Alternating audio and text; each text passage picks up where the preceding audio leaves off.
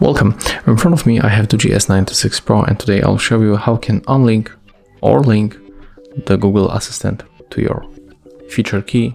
I'm talking about this one. When you press on it, the Google Assistant is activated. So if you want to activate or deactivate, you have to go for the settings, find the easy key, and then go for a single click, for example. And then go for the open application, and here you have to find the Google Assistant. As you can see, here is mine.